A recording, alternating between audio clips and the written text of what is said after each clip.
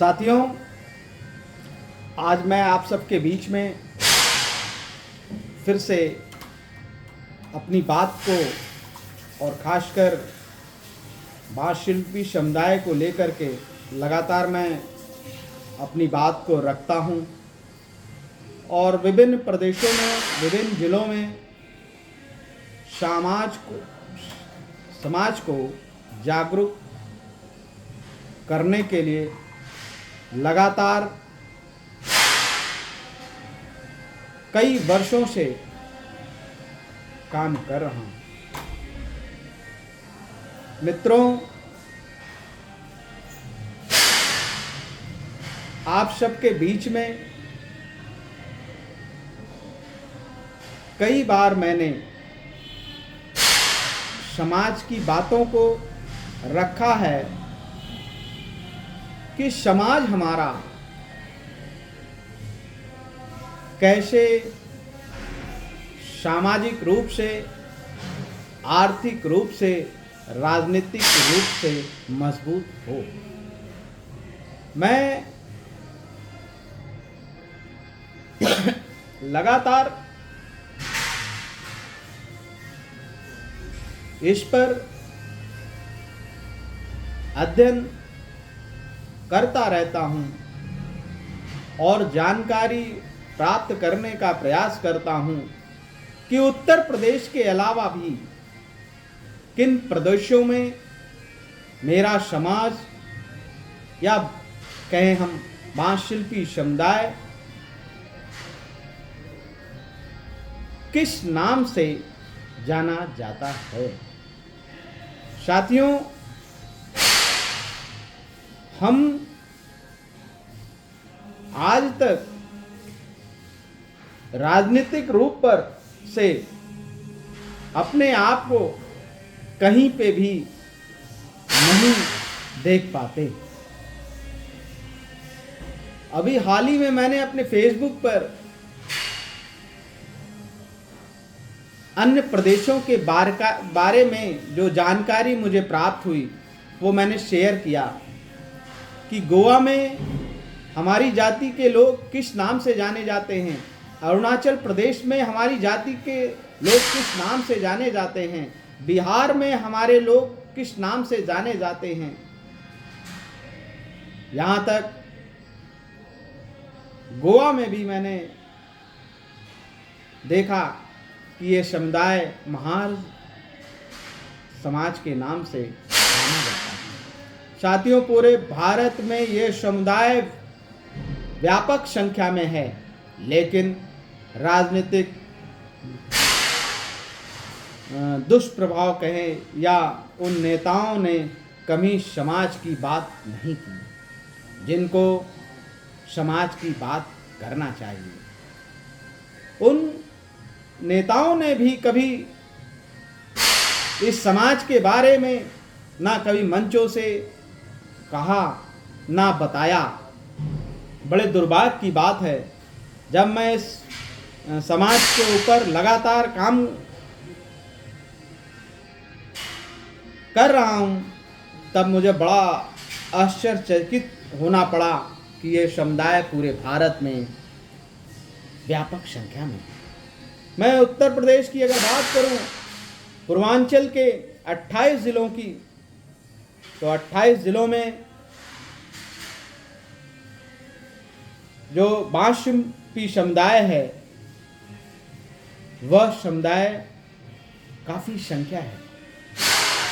मैंने अभी लगातार जौनपुर के गांवों में, खासकर जौनपुर के लोकसभा चुनाव में बाबू सिंह कुशवाहा जी का जब मैंने समर्थन किया और जौनपुर के 3 विधानसभा या 4 विधानसभा कह लें, मैं पूरा नहीं घूम पाया, लेकिन 3 विधानसभा को अगर मैं देखूं तो उसमें कई गांव ऐसे मुझसे छूट भी गए और कई गांवों का मैंने भ्रमण भी किया। और हालांकि मैं जौनपुर का ही मूल निवासी हूं और जौनपुर में ही अगर मैं विधानसभा वाइज अगर देखता हूं तो 5000 से हर विधानसभा में संख्या हमारी ज़्यादा है। लेकिन बड़े दुर्भाग्य की बात है कि हमारे भारतीय जनता पार्टी के उप मुख्यमंत्री माननीय केशव प्रसाद मौर्य जी ने हाल ही में, अभी जब मैंने पेपर की कटिंग देखा तो उसमें जो आंकड़े उन्होंने दिए हैं, मैं उनको साफ तौर पे बताना चाहता हूं कि हमारी संख्या जो उन्होंने दिखाई है, उनके पास अगर कोई आंकड़े हैं तो वो हमें कृपया स्पष्ट बतावें, या उनके पास कोई लिखित आंकड़े हों जिससे उन्होंने बास्पोर समाज और बशोर समाज और दरकार समाज की जो संख्या बताई है, ये मतलब बहुत ही शून्य के बराबर बताया है। मैं साथियों आप लोगों से साफ तौर पे कहना चाहता हूं कि अंबेडकर नगर, जौनपुर, सुल्तानपुर, प्रतापगढ़, इलाहाबाद, मिर्जापुर, सोनभद्र और फैजाबाद, यहाँ तक बस्ती, गोरखपुर, संत कबीर नगर, खलीलाबाद, गोंडा, बहराइच, और इसके बाद आप चले आइए महाराजगंज, बलरामपुर, ये सब बेल्ट में संख्या कम हो सकती है, लेकिन फैजाबाद, बस्ती, अंबेडकर नगर, आजमगढ़ और आपका जो है क्या कहते हैं जौनपुर, इलाहाबाद, रायबरेली और आपका जो है इलाहाबाद, मिर्जापुर, बनारस, मऊ, बलिया, इस जगह पे अगर हम संख्या की बात करते हैं तो सबसे ज़्यादा संख्या है। और मैं इसे हालांकि जो है क्या कहते हैं, मैंने उत्तर प्रदेश के सभी ज़िलों में जा कर के समाज के बारे में अगर जानने का प्रयास किया है। इसमें पश्चिम में अगर मैं देखता हूँ तो जो है क्या कहते हैं पीलीभीत में बशोर, बास्फोर, खीरी से लेकर के जो है क्या कहते हैं सीतापुर, और इसके बाद अगर हम इधर बुंदेलखंड की तरफ बढ़ते हैं तो बशोर और बास्फोर और बरार, धानुक और इटावा, मैनपुरी और ये सब एरिया में कठेरिया समाज जो है ये बड़े व्यापक है और इनकी संख्या भी अधिक है। लेकिन बड़े षड्यंत्र के तहत हमारी संख्या को कम दिखाना, हमारे लोगों को कम आंकना, और इसके बाद राजनीतिक पटल पे इनकी कोई भूमिका नहीं। और जहां तक मैं समझ पाया हूं, पूरे भारत में यह समुदाय व्यापक संख्या में है। मैं भोपाल की बात करूं, मध्य प्रदेश की जहां तक मैं बात करता हूं, अभी हाल ही में मध्य प्रदेश में जो कार्यक्रम हुआ उससे मुझे मालूम चला कि मध्य प्रदेश भोपाल में जो है क्या कहते हैं यह संख्या वंशकार नाम से, बड़े वंशकार, बंसल, इस नाम से बहुत ज़्यादा संख्या है। और पूरी विधानसभाओं में जो है इनकी संख्या कम नहीं आंकी जा सकती है। प्रत्येक विधानसभा में इनकी संख्या है। बिहार भी मैं कई बार गया। बिहार में सुपौल से लेकर के जो ये नेपाल का बॉर्डर है, वहाँ पे धरकार समुदाय और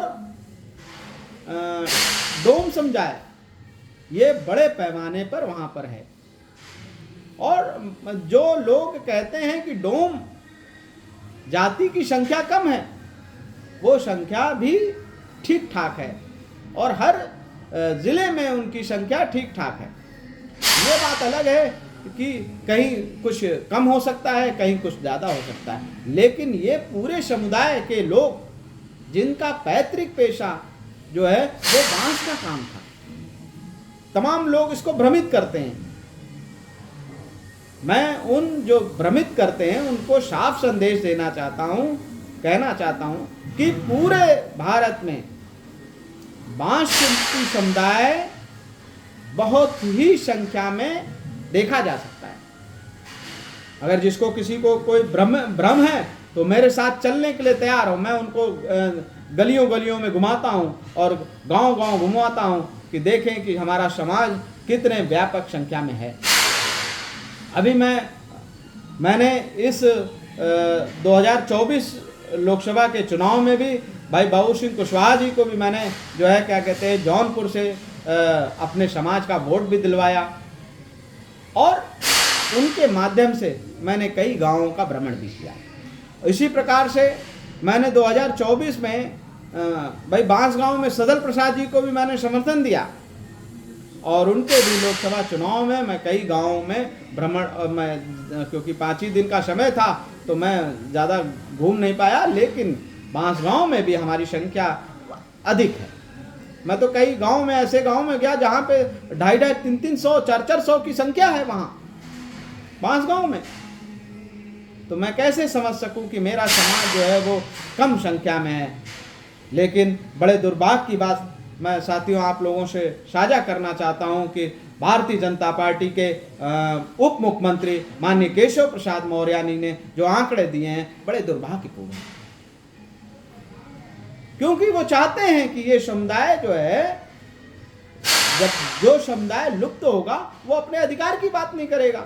भाई हम तो आज अधिकार की बात कर रहे हैं, हमारे लोग शिक्षा में कैसे आगे बढ़े, हमारे लोगों के पास जमीनें कैसे आवे, हमारे लोग जो है राजनीति में कैसे आवे, हम इसकी बात करना चाहते हैं। और खासकर आज जिस पटल पे हमारे लोग हैं वो तमाम ऐसे साथी हैं जो मुख्यतः जो है इस समाज का नाम भी लेना नहीं चाहते हैं। राजनीति में तो हैं, लेकिन समाज की अगर कोई बात आती है तो वो विमुक्त जातियां, दलित जातियां बता करके राजनीतिक के लोगों को भ्रमित करते हैं। तो ऐसे भ्रमित नहीं करना चाहिए उनको, और उनको बताना चाहिए कि हम इस जाति से हैं और इनकी संख्या इतनी है।